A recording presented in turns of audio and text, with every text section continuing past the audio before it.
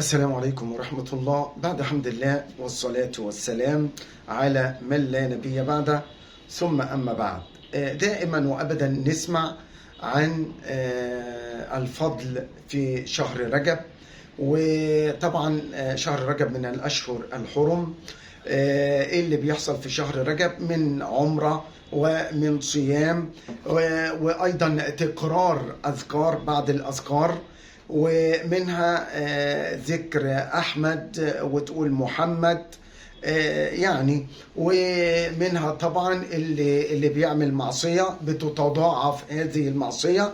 يعني مثلا لو إنسان بيعمل معصية أيا كان هذه المعصية غير شهر رجب، بتبقى المعصية يعني هي بتتكتب له هي، ولكن لو دخل شهر رجب أو الأشهر الحرم المعصية بتتضاعف إلى 10 أضعاف إلى وكذلك الحسنة إذا عملتها في شهر رجب أو في الأشهر الحرم بتتضاعف هذه الحسنات وغير ذلك مما نسمع.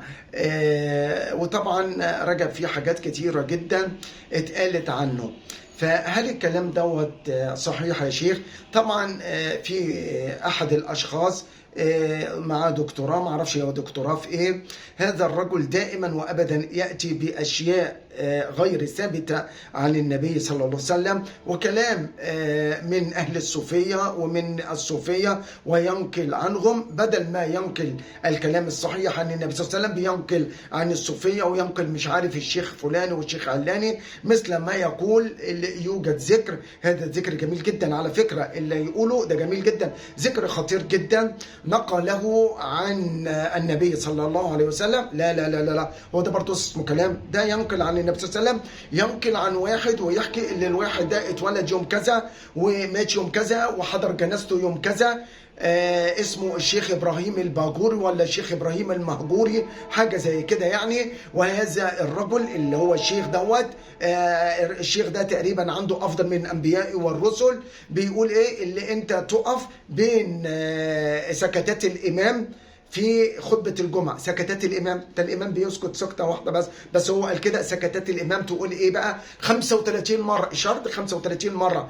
طب 34 لا ما ينفعش، هم 35، الشيخ هو قال كده 35 مرة. تقول إيه؟ يا محمد يا أحمد يا محمد يا أحمد يا محمد يا أحمد. ليه؟ نسبة لسورة الفتح ونسبة لسورة الصف.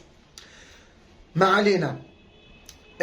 حاجة تانية، الاعتمار في شهر رجب ثابت عن النبي صلى الله عليه وسلم، وأيضا الذبح بأنك تذبح في شهر رجب، وطبعا كلام من هذا القبيل. وأيضا احذر المعصية في شهر رجب وفي الأشهر الحرم، احذر خالص المعصية، اوعى تعصي ربنا في شهر رجب كأن المعصية وجدت في شهر رجب أو في الأشهر الحرم، مع أن المعصية شؤمها كبير سواء في شهر رجب أو في غير شهر، أو في شهر شعبان أو في رمضان المعصية.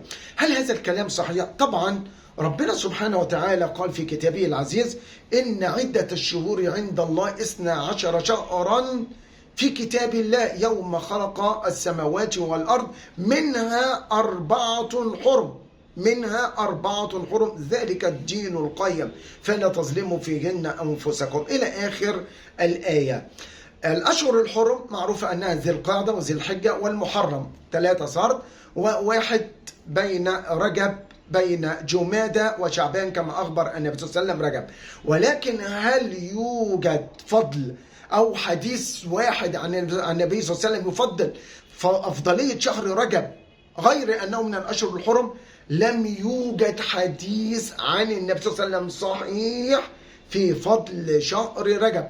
كل الأحاديث عن فضل شهر رجب أحاديث ضعيفة، أحاديث موضوعة. حتى حكاية الإسراء والمعراج هل هي في شهر رجب؟ هذا لم يثبت عن النبي صلى الله عليه وسلم، هذا الكلام كذب، هذا الكلام غير صحيح.